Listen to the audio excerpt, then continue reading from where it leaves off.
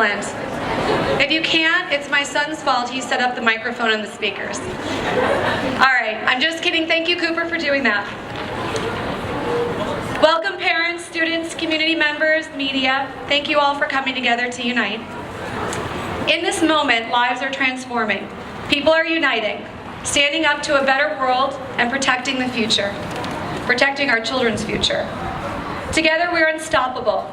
It's our job as a community and as American citizens to ensure that every generation has a healthy future.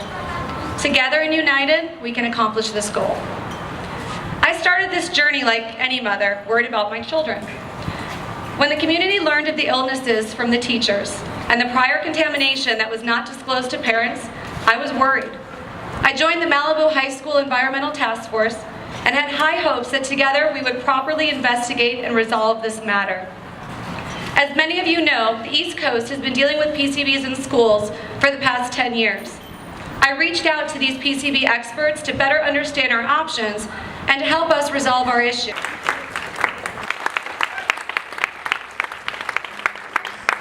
So with that, I just want to thank you all for coming.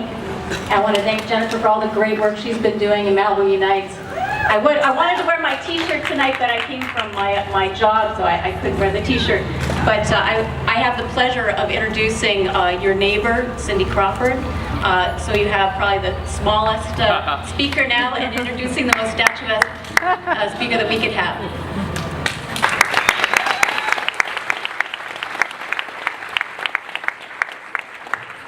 Thank you, Christina.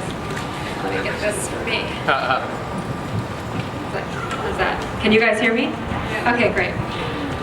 Good evening, everybody. My name is Cindy Crawford, and I'm here tonight as a Malibu resident and also a concerned parent. My husband, Randy, and I have lived in Malibu for over 10 years.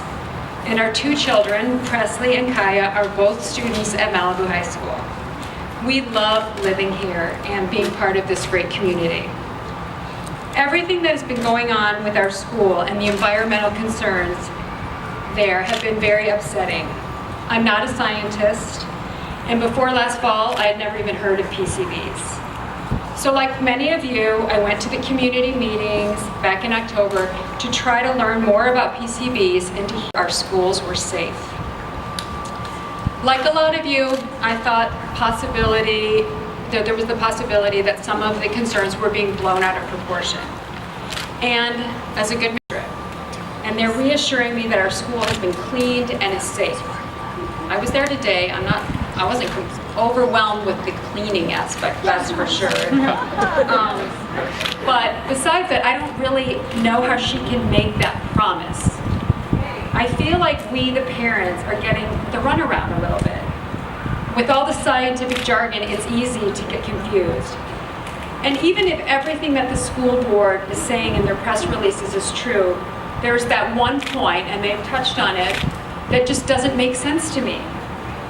Federal law calls for the removal of any caulk with PCBs over 50 parts per million. We know that we have caulk containing more than that, yet somehow the school district and the EPA have decided that the best course of action for our school and for our children is to manage it in place. Congress enacted that law, but it is the EPA's responsibility to enforce the laws. What good is the law if no one has to abide by it? Besides that, most of the caulk at Malibu High School hasn't even been tested. I'm not sure why the district has chosen not to do these tests. Even if doing the test is just to reassure us as parents that our school is safe. They only cost $100 per sample, which has to be way less expensive than their PR firm and their law firm.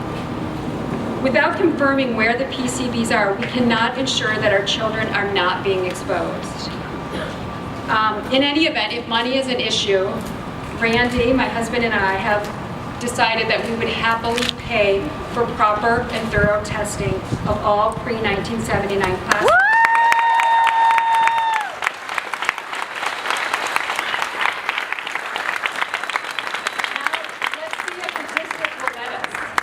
I don't know how they can possibly say no. I mean, everyone would benefit from that information. I believe that knowledge is power, and only once we have all the information can we find the best solution? And the great news is that there is a solution here. This isn't a problem without a solution. We can fix this. In the meantime, a lot of us are still deciding if we will be sending our kids back to Malibu High School next week.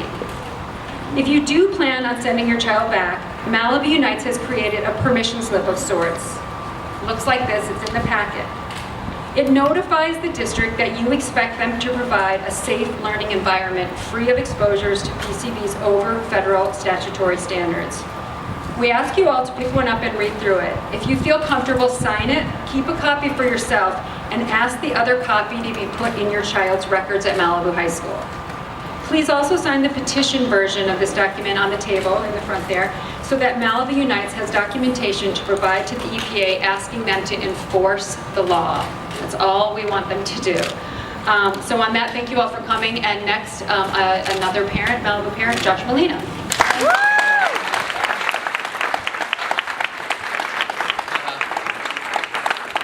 Thank you very much. So I fought until the last minute not to speak today. But I've learned today that grassroots means if they put your name in a flyer, you have to step up. I was hesitant because I'm much more of a community follower than a community leader. And I also didn't want to put myself forth as one of those actors who thinks that his opinion is important because he's an actor. So I'm not here today as an actor. I'm here today as a Malibu dad who wants to believe that when he sends his son to school, it's a safe place for him to learn and to play and to breathe. Last October, when my wife Melly and I learned that several teachers had stepped forward and revealed that they had been diagnosed with thyroid cancer, we were very concerned, of course, for the teachers themselves. We were also concerned to learn that there was some belief that it might be an environmental issue, and then to learn that in the summer of 2011 that over 1,000 tons of contaminated soil had been taken out of the middle school quad. I have yet to run into one person that knew about this at the time.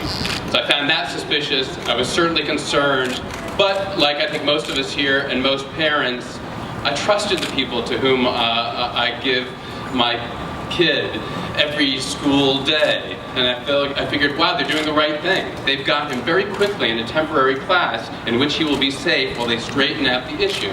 So you can imagine our shock and disgust when we learned at the beginning of this summer that some good Samaritan had taken a small sample of the caulk in the room that Avi was housed in, supposedly so that he'd be safe, and that it had tested with PCB contamination of 340,000 parts per million, which means that more than a third of the caulk was PCBs.